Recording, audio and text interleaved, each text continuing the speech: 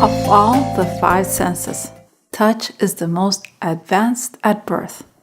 The day your baby is born, she is ready to experience the world through touch, more so than any other senses.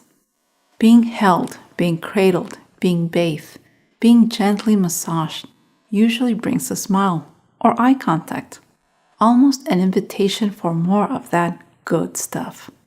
In this video, I'll tell you all about the surprising benefits of the sense of touch and why it's vitally important. At birth, your baby's somatosensory system is better developed than other senses. The somatory sensory system is part of the central nervous system and is responsible for touch. While it is not fully developed at birth, it is ready to connect to the immediate world of your baby. A soft blanket, mom's cheek, or those cute flannel pajamas. So right away, babies can sense touch better than they can see or hear or smell or taste.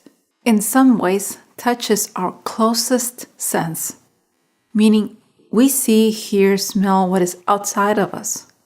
When we touch or taste something, there is immediate contact to us. So perhaps, and I'm speculating here, the sense of touch is developed a bit more because this enables the baby to protect herself by crying for mom to take care of an immediate problem, such as a cold draft, a wet diaper, or a scratchy blanket. But beyond the obvious interactions with the baby's immediate world, the sense of touch is vitally important for the baby's sense of health and well-being for a number of reasons. First, researchers have found a link between growth and touch. Touching or gently massaging your baby promotes growth because it encourages hormones and enzymes that make the cells of the vital organs more receptive to growth. When an infant is placed in a situation whereby the amount of touch is seriously decreased, for example, in some orphanages in the former Soviet bloc countries, researchers discovered that this very lack of touch decreased growth hormones and could result in a condition known as psychosocial dwarfism. And what was shocking to doctors was that the children never caught up to acceptable growth levels even after having received growth hormones. So, touch is vitally important. Second, touch helps with digestion. Again, touching promotes hormones, which help with digestion. So, touching makes the baby's system more efficient when it comes to processing food. Perhaps this is one of the reasons why babies in the orphanages did not grow as well as babies who received frequent touching. Third, touch encourages brain growth. Researchers discovered that touch encourages the production of myelin, which is a critical part of the nervous system. Myelin is like the insulation around a wire. It protects and makes the nerve wiring more efficient in terms of speed. So if you want a smart baby who might grow up to win Jeopardy someday, give her gentle massages frequently.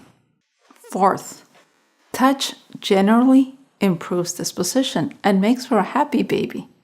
Researchers discovered that babies who receive abundant touch generally sleep better, relate better to the caregivers, and later become better organized.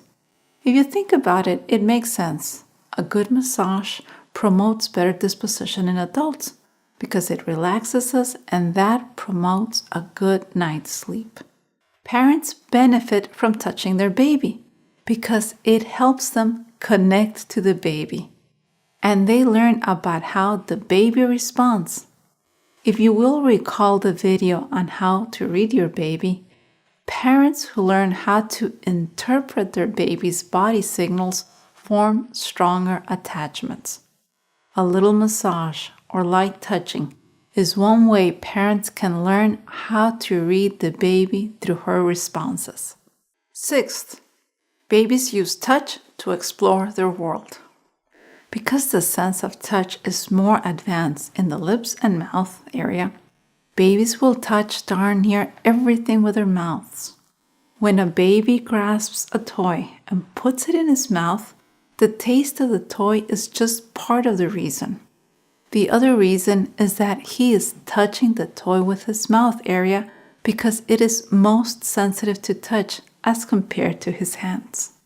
Perhaps this explains why babies like to put almost everything in their mouth. In other words, he's really not trying to eat the rattle. He's feeling it with his lips and tongue. He feels the rattle through the more sensitive touch region of the mouth because there are more nerve receptor cells there. Touch sensitivity also develops from the head downward, which explains why the baby rattle ends up in the baby's mouth and not in his hands. Always make sure every object he can possibly grasp cannot fit inside his mouth. Let's take a look at how touch works in your baby. Let's say your baby comes in contact with a baby bottle. Special cells called receptor cells are just under the skin, and these receptors can feel sensations like pressure, hot, cold, softness, and sharpness. These receptor cells collect the information of what the bottle feels like, hot or cold, smooth or rough, and transmit that information in the form of an electrical signal. In our example, think of these signals as if they were emails containing information. The email is then transported from the receptor cell, up the arm, up the spinal cord, to a big router in the brain. Next, the email is sent to the T room or thalamus, where the emails are sorted and separated and forwarded to the area of the brain that specializes in the body area from which the email signal originated. At the same time, the infant's hand is also feeling the temperature of the bottle, which is hot. The cells that have receptors for feeling hot temperatures are also activated, and the same process as before is carried out by the email, except there is a different route. The email about the hot bottle goes to the brainstem, takes a right turn because the left hand felt the hot sensation, and from there it goes to the T room, where it is sorted and once again sent to the hand room. Once these two emails arrive, the baby then feels the bottle, pressure, and its temperature, hot. If hot is felt, for example, the nervous system sends a signal back to a muscle, causing a rapid withdrawal from the hot object. This happens automatically in a fraction of a second. The development of touch in the baby's hands. As adults, we immediately feel with our hands. If, for example, we are buying a chair, most people will feel the fabric with their hands to judge whether or not the fabric is pleasing. We touch a new shirt with our hands even though our hands will not be wearing the shirt. But for a baby, the sense of touch in the hands develops over time. Let's take a look. At birth, hands are secondary to the mouth when touching objects. At about 10 weeks, different shaped objects can be distinguished. A block is different than a ball. At about 6 months, different surface textures can be detected. Cotton is not the same as wool. But it is not until about 18 months that a baby can differentiate subtleties in objects by hand touch. For example, at a year and a half, the baby can distinguish between smooth balls and a ball with laces. This is also around the time a baby becomes a toddler. There are many positive actions you can take to develop your baby through touch. When you make eye contact with your baby or smile at him, add a little touch. You'll get a smile back and he'll get a lot of really positive stimulation that will help him grow in so many wonderful ways.